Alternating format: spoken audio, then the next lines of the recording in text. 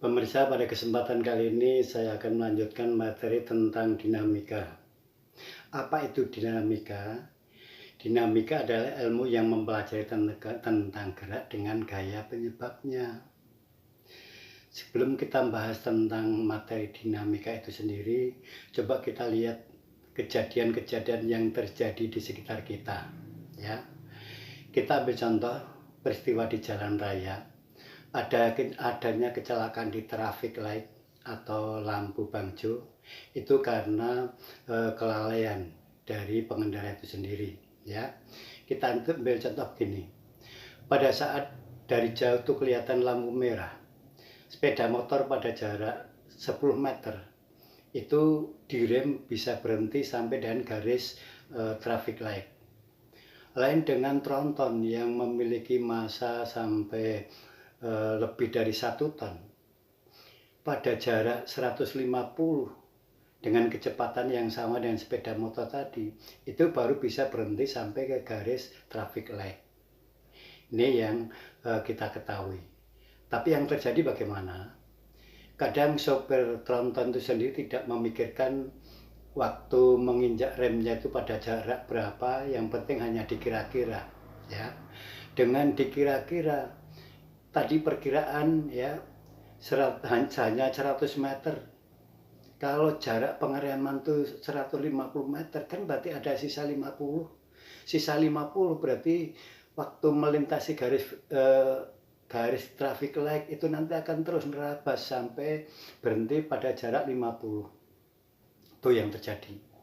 Lalu bagaimana kalau di depan dari truk tronton tadi adalah ada mobil sepeda motor yang berada di depannya berhenti karena lampu merah.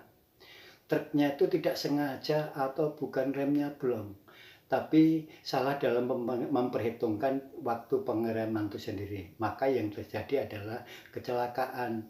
Itulah yang harus kita waspadai, ya, bahwa kalau kita di jalan raya bukan berarti lampu merah kita berhenti, itu memang benar.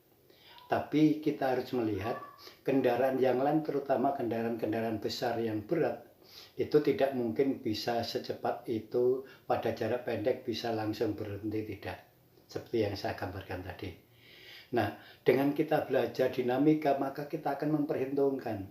Seandainya kita mengendarai mobil, itu kita bisa memperhitungkan pada jarak berapa kecepatan harus kita atau mulai pengereman. Karena jangan sampai terjadi seperti yang terjadi dari truk tronton itu sendiri. Nah, dalam pembahasan dinamika, karena ada gaya, berarti rumus gaya itu F sama dengan M kalikan A, massa kali percepatan. Kalau ada percepatan, geraknya nanti adalah gerak dipercepat atau gerak diperlambat. Rumusan yang kemarin waktu mekanika itu, ya, itu kita pakai lagi. Ini selalu dipakai untuk semua benda bergerak. Itu dasarnya.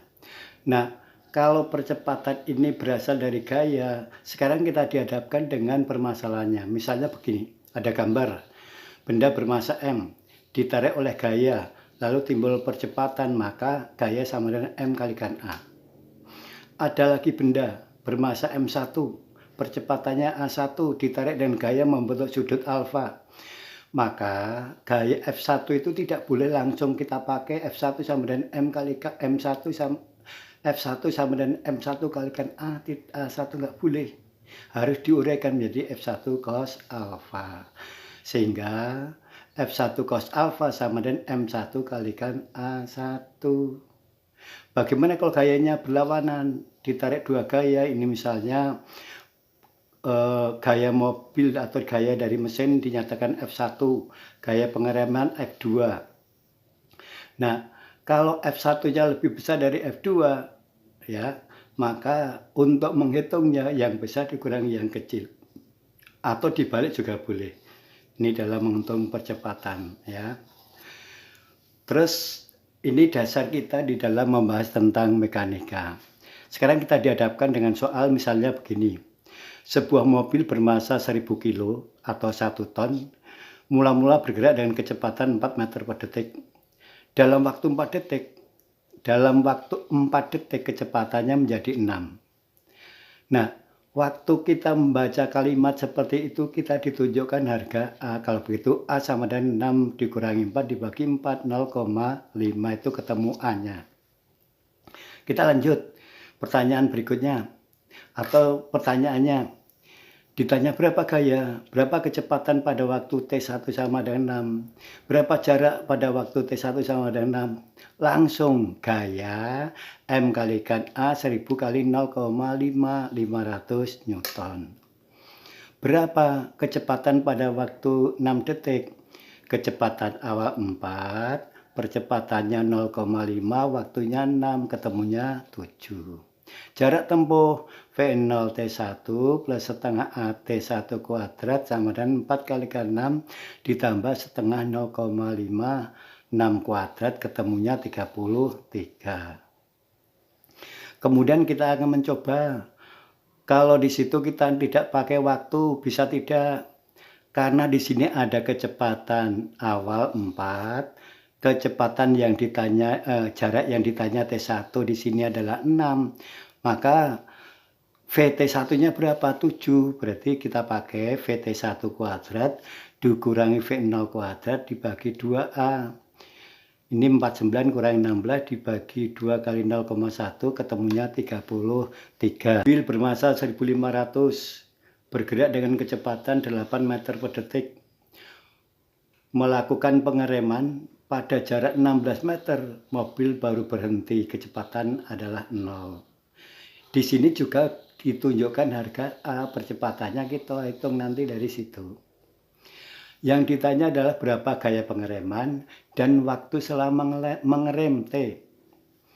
Jawabannya adalah A, dicari dulu dari harga yang ada di atas tadi, ya. Itu kita masukkan ya, V0 VT kuadrat kurangi V0 kuadrat 2ST ya. VT kuadrat berhenti 0 kuadrat ya, ini kita tulis 0 aja karena 0 kuadrat juga 0 dikurangi V0 kuadrat 8 kuadrat 64 dibagi jarak pengereman 16 kalikan 2 ketemunya min 2. Kalau begitu gaya kedua itu adalah 1500 dikalikan min 2 jadinya 3000 Newton. Terus kalau ditanya berapa waktu selama pengereman T-nya, kita pakai kecepatan tadi VT. VT sama dengan V0 min A kalikan T ya.